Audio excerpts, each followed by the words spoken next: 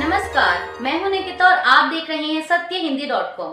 चलिए एक नजर डालते हैं अब तक की सुर्खियों पर। शिरोमणि अकाली दल के अध्यक्ष सुखबीर सिंह बादल ने पार्टी की वर्किंग कमेटी से इस्तीफा दे दिया है और अब इसके बाद पार्टी में नए अध्यक्ष के लिए चुनाव किया जा सकेगा। विशेषज्ञों की माने तो इस घटनाक्रम को बड़े बदलाव का संकेत माना जा रहा है। सुखबीर सिंह बादल ने अपने कार्यकाल के दौरान पार्टी के सभी नेताओं और कार्यकर्ताओं का उनके नेतृत्व पर भरोसा जताने और सहयोग करने के लिए धन्यवाद दिया। सुखबीर सिंह बादल साल 2008 में पार्टी के अध्यक्ष बने थे। वह 16 साल और 2 महीने तक पार्टी के अध्यक्ष रहे और इससे पहले पार्टी के अध्यक्ष उनके पिता प्रकाश सिंह बादल थे। वह 12 साल पार्टी के अध्यक्ष रहे। आपको बता दें कि यह जानकारी डॉक्टर दलजीत एस चीमा ने सोशल मीडिया प्लेटफॉर्म एक्स पर दी। डॉक्टर चीमा शिरोमणि अकाली दल के नेता हैं और पंजाब सरकार में पूर्व शिक्षा मंत्री रह चुके हैं। उत्तर प्रदेश में झांसी के महारानी लक्ष्मीबाई मेडिकल कॉलेज में लगी आग से 10 बच्चों की मौत की घटना पर सियासत गरमाई हुई है। राज्य की योगी सरकार विपक्ष के निशाने पर आ गई है। इसी कड़ी में समाजवादी पार्टी प्रमुख अखिलेश यादव ने एक्स पर लिखा कि झांसी मेडिकल कॉलेज में आग लगने से 10 बच्चों की मृत्यु एवं कई बच्चों के घायल होने का समाचार बेहद दुखद एवं चिंताजनक है। सबके प्रति संवेदनात्मक श्रद्धांजलि। उन्होंने कहा कि आग का कारण ऑक्सीजन कॉन्सेंट्रेटर में आग लगना बताया जा रहा है। ये सीधे सीधे चिकित्सीय प्रबंधन व प्रशासन की लापरवाही का मामला है या फिर खराब क्वालिटी के ऑक्सीजन कॉन्सेंट्रेटर का। इस मामले में सभी जिम्मेदार लोगों पर दंडात्मक कार्रवाई हो। अखिलेश ने सीएम योगी पर निशाना साधते हुए आगे लिखा कि मुख्यमंत्री जी को चुनावी प्रचार छोड़कर, सब ठीक होने के झूठे दावे छोड़कर स्वास्थ्य और चिकित्सा की बदहाली पर ध्यान देना चाहिए। अखिलेश ने कहा कि आशा है चुनावी राजनीति करने वाले पारिवारिक विपदा की इस घड़ी में इसकी सच्ची जांच करवाएंगे। सपा प्रमुख ने मांग करते हुए कहा कि सबसे पहले यूपी भाजपा सरकार समस्त झुलसे बच्चों के लिए विश्व स्तरीय चिकित्सा व्यवस्था उपलब्ध कराए और जिन्होंने अपने बच्चों को खोया है उन समस्त शोक संतप्त परिवारों को 1-1 करोड़ संवेदना राशि दे।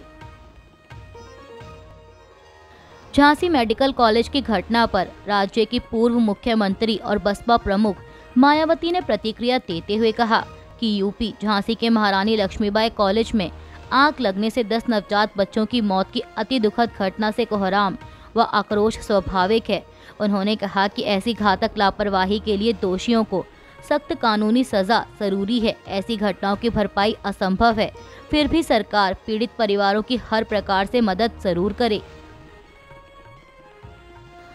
झांसी मेडिकल कॉलेज की घटना पर लोकसभा में नेता प्रतिपक्ष राहुल गांधी ने कहा कि झांसी मेडिकल कॉलेज में हुए दर्दनाक हादसे में कई नवजात बच्चों की मृत्यु और घायल होने की खबर से बेहद दुखी हूं। पीड़ित परिवारों के प्रति अपनी गहरी संवेदनाएं व्यक्त करता हूं।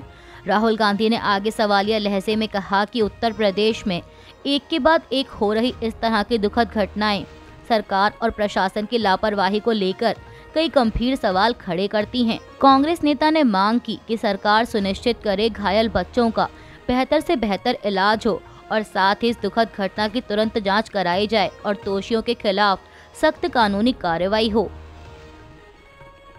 झांसी के सरकारी मेडिकल कॉलेज और अस्पताल में आग लगने से 10 बच्चों की मौतों के मामले में प्रधानमंत्री कार्यालय की तरफ से भी सहायता राशि का ऐलान किया गया है। पीएमओ के आधिकारिक एक्स हैंडल की एक पोस्ट के मुताबिक घटना में मृतक नवजात के परिजन को प्रधानमंत्री राहत कोष से 2 लाख रुपए की सहायता राशि दी जाएगी, जबकि घायल हुए बच्चों को 50,000 रुपए की सहायता राशि मिलेगी।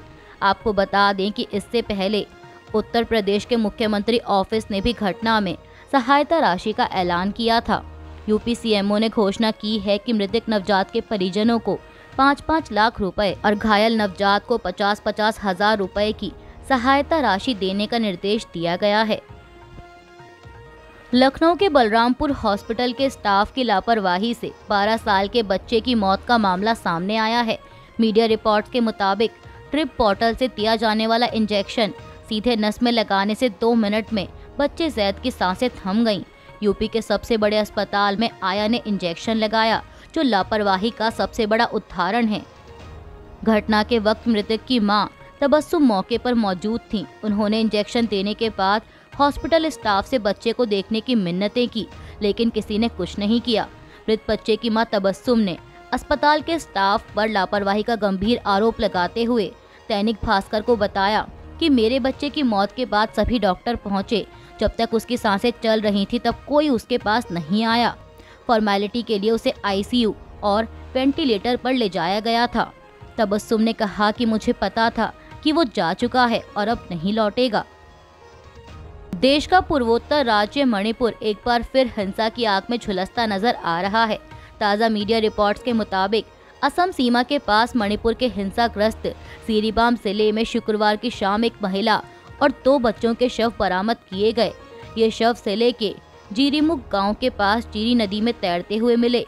आपको बता दें कि पिछले सोमवार 11 नवंबर को सीरीबाम के पोरोबेकरा थाना क्षेत्र में सीआरपीएफ के साथ हुई कथित मुठभेड़ में 10 आदिवासी युवाओं की मौत हो गई थी। सुरक्षा बलों के अनुसार मारे संदिग्ध चरमपंथी थे और इसी दिन शाम को जानकारी सामने आई कि बोरोबेकरा थाना के पास स्थित एक राहत शिविर से एक ही परिवार के 6 सदस्य लापता हो गए थे।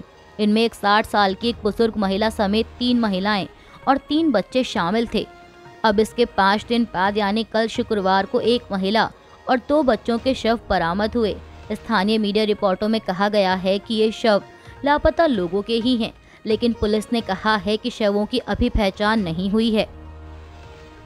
महिलाओं और बच्चों के लापता होने को लेकर इम्फाल और सीरीबाम में लगातार विरोध प्रदर्शन हो रहे हैं। इस बीच मणिपुर में मैतेई समुदाय के प्रमुख संगठन coordinating committee on Manipur integrity ने प्रधानमंत्री नरेंद्र मोदी को एक चिट्ठी भेजकर उनके हस्तक्षेप की अपील भी की थी। साथ ही बता दें कि सीरीबाम में 7 नवंबर को हथियारबंद चरमपंथियों ने एक कुकी कबीले की महिला को गोली मारने के बाद उनको कथित तौर पर मकान समेत जला दिया था और इस घटना के बाद से ही मणिपुर के सीरीबाम में लगातार हिंसा हो रही है। बीते 1 महीने में सीरीबाम जिले से हिंसा की दर्जन से अधिक खबरें सामने आ चुकी हैं। मणिपुर में एक बार फिर तनावपूर्ण होते हालातों के बीच गृह मंत्रालय ने निर्देश जारी किए हैं। पीआईबी की प्रेस रिलीज के मुताबिक गृह मंत्रालय द्वारा सुरक्षा बलों को मणिपुर में व्यवस्था और शांति बहाल करने के लिए आवश्यक कदम उठाने के निर्देश दिए गए हैं। प्रेस रिलीज में ये भी कहा गया है कि पिछले कुछ दिनों से मणिपुर में हिंसा तेज हो गई है। संघर्ष में दोनों समुदायों के सशस्त्र उपद्रवी हिंसा में लिप्त रहे हैं। इससे दुर्भाग्य से लोगों की जान चली गई और सार्वजनिक व्यवस्था में बाधा उत्पन्न हुई। गृह मंत्रालय ने कहा है कि हिंसक और विघटनकारी गतिविधियों में शामिल होने की कोशिश करने वाले किसी भी व्यक्ति के खिलाफ सख्त कार्रवाई की जाएगी। प्रभावी जांच के लिए महत्वपूर्ण मामले एनआईए को सौंप दिए गए हैं। इसके अलावा इस प्रेस रिलीज में आम जन से शांति बनाए रखने, अफवाहों पर विश्वास न करने और सुरक्षा बलों का सहयोग करने की अपील की गई है। बिहार के पटना के पास दानापुर में आर्मी भर्ती के संबंध में हंगामे की खबर सामने आई है। मीडिया रिपोर्ट्स के मुताबिक दरअसल दानापुर में भर्ती के लिए क्षमता से 10 गुना अधिक अभ्यर्थी पहुंचे थे। भर्ती के लिए भीड़ इतनी ज्यादा थी कि सैनिक चौक, कंपनी बाग, साईं मंदिर और बस स्टैंड का पूरा खचाखच भर गया। इस दौरान रोड पर अभ्यर्थी बैठे हुए नजर आए। आर्मी ग्राउंड में इनका फिजिकल टेस्ट लिया जा रहा है। फिजिकल टेस्ट लेने के लिए आर्मी के रांची मुख्यालय और साउथ इंडिया मुख्यालय से अधिकारी पहुंचे हुए हैं। इसी क्रम में दौड़ में जो युवक छूट गए उन्होंने हंगामा शुरू कर दिया, जिसके बाद भर्ती में हंगामे को देखते हुए पुलिस ने युवकों को खदेड़ना शुरू कर दिया और लाठी भी चलाई। जवाब में युवकों ने भी पुलिस पर जमकर पथराव किया। हालांकि मौके पर पहुंचे सिटी एसपी पश्चिमी ने लाठीचार्ज से इनकार करते हुए स्थिति को नियंत्रण में बताया है। एनडीटीवी की एक रिपोर्ट के मुताबिक दानापुर आर्मी सेंटर में 38 जिले की बहाली चल रही है। इसी क्रम में भारी संख्या में 38 जिले से आर्मी में बहाल होने के लिए युवक दानापुर पहुंचे हैं। महाराष्ट्र के अहिल्यानगर में एक चुनावी सभा को संबोधित करते हुए कांग्रेस महासचिव प्रियंका गांधी वाड्रा ने कहा कि पिछले 10 सालों में पीएम मोदी के राज में, भाजपा के राज में और यहाँ 2.5 साल से जो सरकार रही है उसके राज में सच्चाई की अहमियत क्या रह गई। मंचों पर बड़े बड़े नेता कुछ भी कह देते हैं। आज मुझे ताज्जुब होता है कि इसी महाराष्ट्र में, जिस पर हमें गौरव है, छत्रपति शिवाजी महाराज का अपमान हो रहा है। वही नेता जो मंच पर खड़े होते हैं और उनका नाम लेते हैं पर उनका सम्मान नहीं करते। संसद के बाहर जो उनकी प्रतिमा बनाई गई वो हटा दी और जो सिंधुदुर्ग में प्रतिमा बनाई वो तो ढह गई। फिर नाम लेने का फायदा क्या है? प्रियंका गांधी ने कहा कि बाला साहेब ठाकरे जी का नाम सुन लीजिए। हाँ, हमारी राजनीतिक सोच अलग थी, लेकिन न बाला साहेब ठाकरे और न ही कांग्रेस पार्टी का कोई भी नेता शिवाजी महाराज का अपमान बर्दाश्त करेगा। आम आदमी पार्टी के राष्ट्रीय संयोजक अरविंद केजरीवाल ने शनिवार को कहा कि पंजाब में उनकी पार्टी की सरकार राज्य में कानून व्यवस्था का नया मॉडल स्थापित करेगी। उन्होंने पंजाब पुलिस को सबसे अनुशासित पुलिस बल बताया। केजरीवाल ने राज्य में कानून व्यवस्था में सुधार के लिए भगवंत मान सरकार की सराहना की, लेकिन कहा कि अभी भी बहुत कुछ किया जाना बाकी है। आपको बता दें कि अरविंद केजरीवाल पंजाब पुलिस विभाग में नव नियुक्त कर्मचारियों को नियुक्ति पत्र सौंपने के लिए आयोजित एक कार्यक्रम के दौरान लोगों को संबोधित कर रहे थे। इस कार्यक्रम में उनके साथ मुख्यमंत्री मान भी मौजूद रहे। अभी के लिए बस इतना ही। बाकी की खबरों के लिए बने रहिए सत्यहिंदी.com के साथ।